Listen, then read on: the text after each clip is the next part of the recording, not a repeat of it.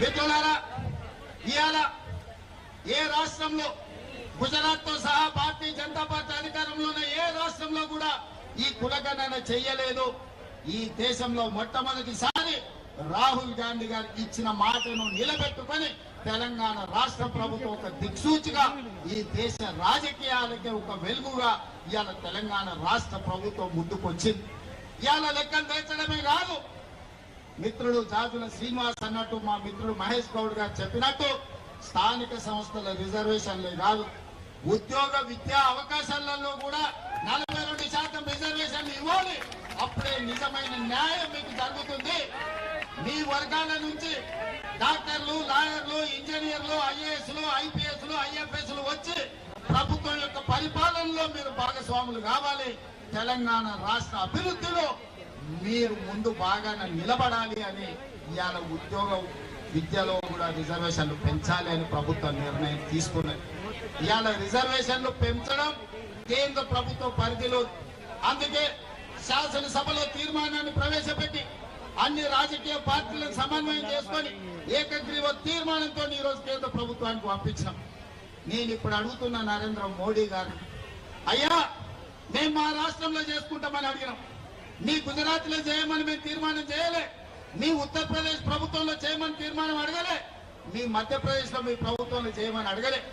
మా తెలంగాణలో మా 4 కోట్ల ప్రజలల్లా మా బలైన వర్గాల సోదరులకు 42% రిజర్వేషన్లు ఇస్తాం, మేము మాకు అనుమతి ఇవ్వండి అని మేము తీర్మానం చేస్తే నరేంద్ర మోడీ గారు మీకు వచ్చిన కష్టమైందని నేను అడుగుతున్నా.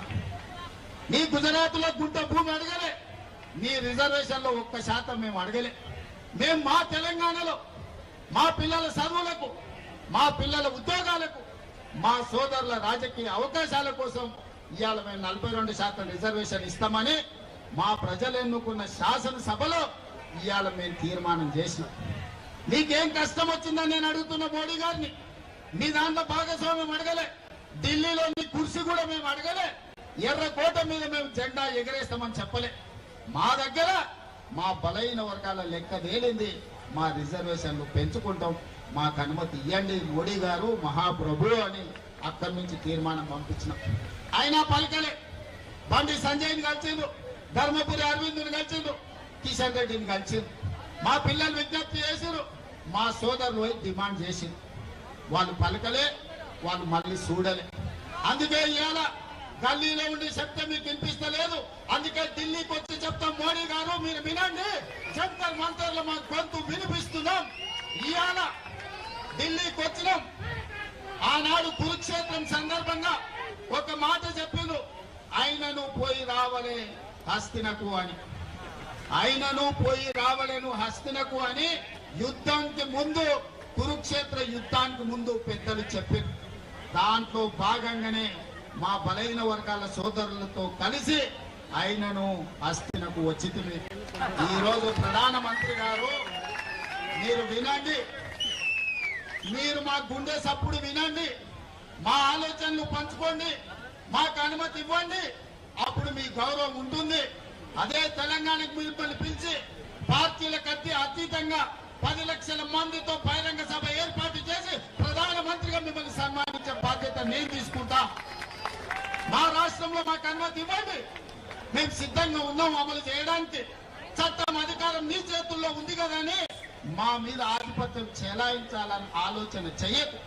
మా మీద ఆధిపత్యం చెలాయించాలనుకుంటే నిజాంలకు, రజాకర్లకు ఏ గతి పట్టిందో మీరు చూసారు. ఉమ్మడి రాష్ట్రంలో ఏం జరిగిందో మీరు చూసారు.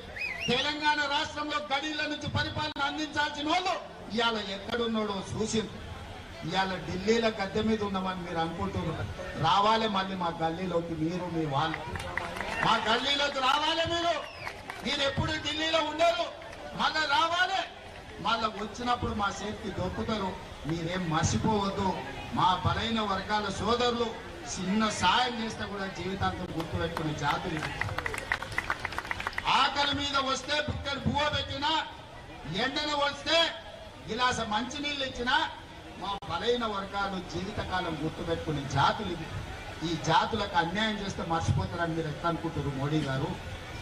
మీరు ఏ జాతి అని మేము అడుగుతలేము, మా జాతులకు ఎందుకు అన్యాయం చేస్తారని మేము అడుగుతున్నాం.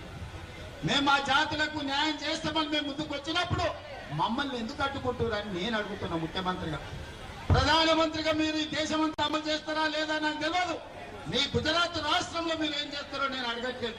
నా తెలంగాణ రాష్ట్రంలో ముఖ్యమంత్రిగా శాసనసభలో ఏకగ్రీవంగా తీర్మానం చేసిన బలైన వర్గాల రిజర్వేషన్ లో 42% ఇవ్వడానికి మీకు వచ్చిన కష్టమేంది, గుజరాత్ కు వస్తున్న నష్టమేందని నేను మోడీ గారిని అడగదలుచుకున్నాను.